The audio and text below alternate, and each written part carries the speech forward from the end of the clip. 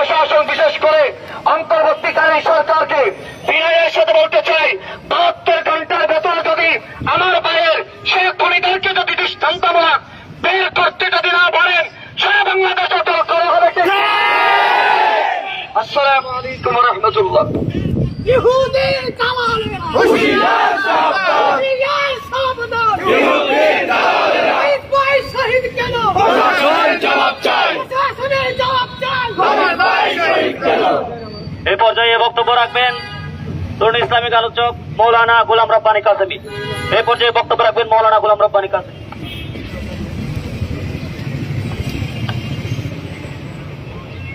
আসসালামু আলাইকুম ওয়া রাহমাতুল্লাহি ওয়া বারাকাতুহু।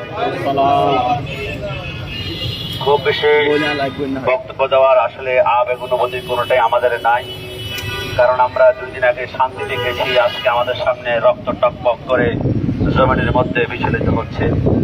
ছোট্ট করে এটাই বলতে চাই, এই দেশের শান্তিকামী একটি দলের নাম হচ্ছে আহলে সুন্নাত ওয়াল জামাত। আমরা সে আহলে সুন্নাত ওয়াল জামাতের কর্মী।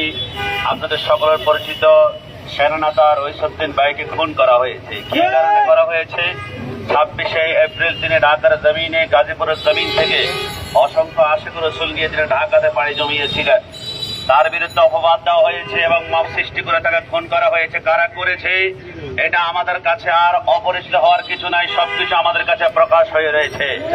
তারা এই হামলা করেছে, খুন করেছে, যারা এই দেশের মধ্যে ইসলামের নাম যে কথায় কথায় মানুষের বিভিন্ন রকমের ব্যাংক লুট করার জন্য এরা পায়তারা করে। এরা ইসলামী দল নিয়ে মাঝে মাঝে মাজার ভেঙ্গে চুরমার করে দেয়। এরা মাঝে মাঝে ইসলামের নাম দিয়ে যুবকদের বিভিন্ন রকমের অসংখ্য রকমের অস্ত্র আঘাত রক্তাক্ত করে। আমরা বারবার বলতে চাই, ছোট্ট এতটুকু কথা, আমাদের সুন্নিদের পেটের মধ্যে একবার থেকে যায়। উহুদের জমিনে রাসূলুল্লাহ রক্ত দিয়েছেন, কারবালার জমিনে হুসাইন রক্ত দিয়েছে, বদরের জমিনে সাহাবায়ে কেরাম রক্ত দিয়েছে। প্রয়োজনে রইসুদ্দিনের জন্য আমরা আরেকবার রাজপথে নামবো, আমরা রক্ত দিব। আমাদের হাতের মধ্যে সচল হাত, আমরা যদি আরেকবার মাঠের মধ্যে নামি, রাজপথ যতক্ষণ পর্যন্ত খুনিদেরকে গ্রেফতার করা না হবে, অচল হাতে সচল হাতে রাজপথ আমরা অচল করতে বাধ্য হব। আমরা ছোট্ট করে এতটুকুই বলে যাই, আমরা কি রইসুদ্দিন ভাইয়ের জন্য আরেকবার রক্ত দিতে প্রস্তুত আছে কিনা? সবাই কথা বলুন, আছে কিনা? আমরা কি প্রশাসনকে ভয় পাই? আমরা কি দুনিয়ার কোন আতঙ্কবাদীকে ভয় পাই? আমাদের ছোট্ট কথা এটাই থাকবে, রইসুদ্দিন ভাইয়ের রক্তের দাগ শুকানোর আগ পর্যন্ত আমরা রাজপথ থেকে আমরা ছাড়বো না। আবার যদি ডাকতে আগামীকাল সকালবেলায় আবার আসবো, প্রতি মুহূর্তে আসবো, কারণ আমাদের হালিম শহীদ হালিম লিয়াকতের রক্তের দাগের কথা এখনো মনে আছে। সর্বশেষ আমরা বক্তব্য দিয়ে যাই, বাংলাদেশ ইসলামী ছাত্র সেনা, বাংলাদেশ ইসলামী যুব সেনা প্রত্যেকটা সদস্যের এক একটা রক্তকণিকে তোমরা আঘাত করো নাই, তোমরা তাকে শহরে সমাবেশের লক্ষ লক্ষ মানুষের হৃদয়ের রক্ত গ্রহণ করেছ। তাই আমরা এই দাবি না পাওয়া পর্যন্ত রাজপথ ছাড়া যাবে। আসসালামু আলাইকুম ওয়া রাহমাতুল্লাহি ওয়া বারাকাতুহু। এই পর্যায়ে বক্তব্য রাখবেন মৌলানা মাহমুদ রহমান নূরে বাংলা। এই পর্যায়ে বক্তব্য রাখবেন মৌলানা মাহমুদ রহমান নূর।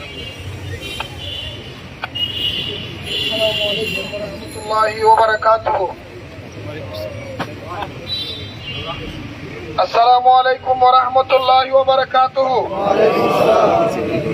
প্রিয় হাজিরিন, আমি লম্বা কোনো বক্তব্য দিতে চাই না।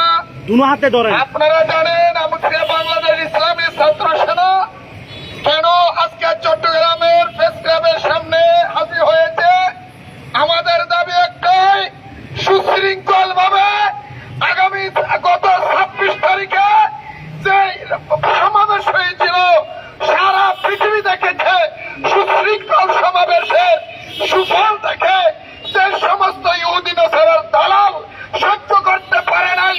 তারা আমাদের ছাত্র সেনার কর্মী, ছাত্র সেনার ব্যক্তি,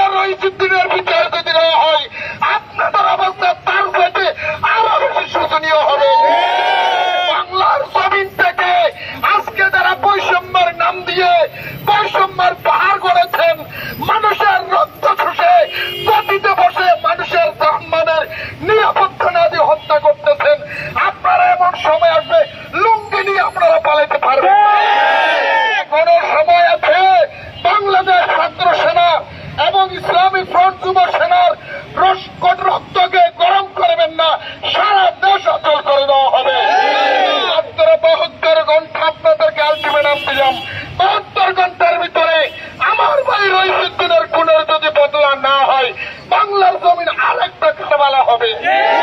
আপনারা দেখেছেন ইনশাআল্লাহ ছাত্র সেনা ইসলামী ফ্রন্ট তারা উশৃঙ্খল না, তারা সুশৃঙ্খল। তারা কার উপর আঘাত করে না, তাদের উপর আঘাত করলে তাদেরকে ছাড়েও না। শেষ পর্যন্ত আমার এইটাই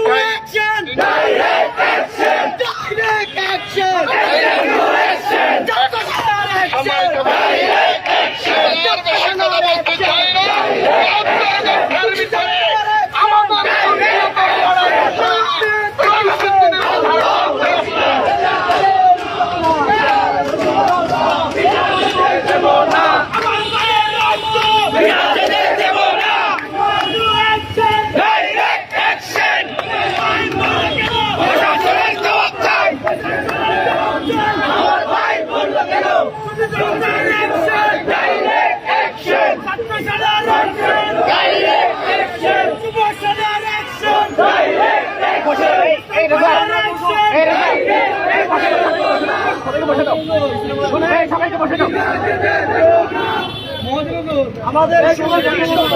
বিকাল 4টায় মূলত সবাই বিভিন্ন জায়গা থেকে জমায়েত হওয়ার কারণে আমরা বিন্দুদেরকে বক্তব্য দেওয়ার জন্য অনুরোধ করেছি।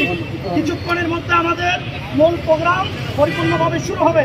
ধন্যবাদ জানাই যারা দূর দূরান্ত থেকে আসছেন।